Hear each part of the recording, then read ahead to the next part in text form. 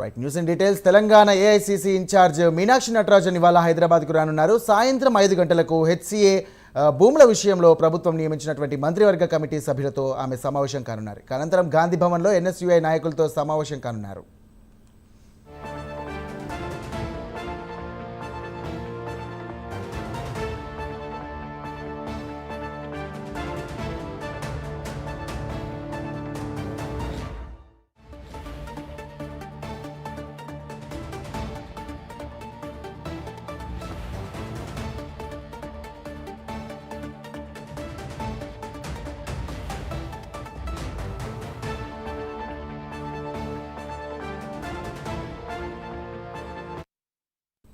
Right, breaking చూస్తున్నాం. Telangana AICC incharge Meenakshi Natarajan ఇవాళ హైదరాబాద్కు రానున్నారు. ఇక సాయంత్రం 5 గంటలకు హెచ్సిఏ భూముల విషయంలో ప్రభుత్వం నియమించినటువంటి మంత్రివర్గ కమిటీ సభ్యులతో ఆమె సమావేశం కానున్నారు. ఇక అనంతరం గాంధీ భవన్లో ఎన్ఎస్యుఐ నాయకులతో సమావేశం కానున్నారు. దీనికి సంబంధించినటువంటి మరిన్ని డీటెయిల్స్ మా కరెస్పాండెంట్ అజీం అందిస్తారు. అజీం, చెప్పండి.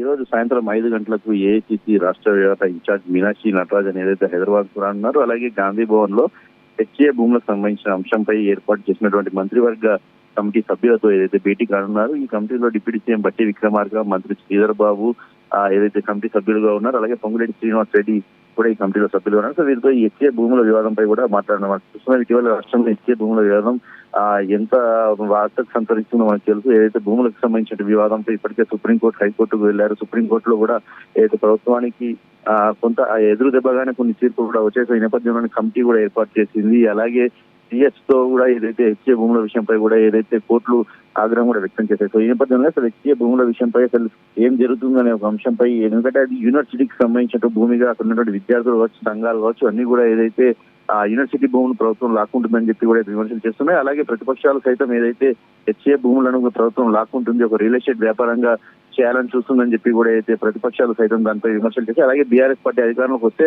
ఇచ్చిన భూముల్ని లాక్కుంటామనేటువంటి ఒక మాటను కూడా ఏదైతే కేటీఆర్ వ్యాఖ్యానించడం కూడా జరిగింది. సో ఈ నేపథ్యంలోనే అసలు హెచ్ఏ భూముల విషయంపై అసలు ఏం జరుగుతుంది, రాష్ట్ర ప్రభుత్వం ఏం చేస్తుంది, కమిటీ సభ్యులు ఎలాంటి నివేదికను అటు సుప్రీంకోర్టుకి సమర్పించనున్నారు, ఇలాంటి అనేక అంశాలపై అయితే మీనాక్షి నటరాజన్ ఈ రోజు సాయంత్రం 5 గంటలకు ఏదైతే కమిటీ సభ్యులతో సమావేశం కానున్నారు. ఈ సమావేశంలో పిసిసి అధ్యక్షుడు మహేష్ కుమార్ గౌడ్ సైతం పాల్గొంటారు. అలాగే అనంతరం ఎన్ఎస్సిఐ తో కూడా ఏదైతే మీనాక్షి నటరాజన్ అలాగే పిసిసి అధ్యక్షుడు మహేష్ కుమార్ గౌడ్ ఇద్దరు కూడా సమావేశం కానున్నారు. ఎందుకంటే ఎన్ఎస్సిఐ సంబంధించిన కీలక పాత్ర వహిస్తుంది. హెచ్ఏ భూముల విషయంలో ఎన్ఎస్సిఐ నుంచి అంటే ఎలా ముందుకు వెళ్ళాలి, ఎలాంటి పాజిటివిటీని ముందుకు తీసుకెళ్లాలి అనే అంశాలపై కూడా ఏదైతే ఎన్ఎస్ఐ నాయకులతో చర్చించి ఏదైతే గ్రౌండ్ లెవెల్లో హెచ్ఏ భూములపై ఉన్నటువంటి వ్యతిరేకత కావచ్చు, అలాగే దానిపై ఉన్నటువంటి విధి విధానాలను ఎలా తీసుకెళ్లాలనే దానిపై ఎన్ఎస్సీ నాయకులతో కూడా చర్చించే అవకాశం కూడా కనిపిస్తుంది. అయితే ఖచ్చితంగా మీనాక్షి నటరాజన్ ఏదైతే హైకమాండే పంపించింది, ఎందుకంటే సెంట్రల్ యూనివర్సిటీకి సంబంధించిన భూమి విషయం కాబట్టి, విద్యార్థులకు సంబంధించినటువంటి అంశం కాబట్టి అసలు ఏం జరుగుతుందో తెలుసుకొని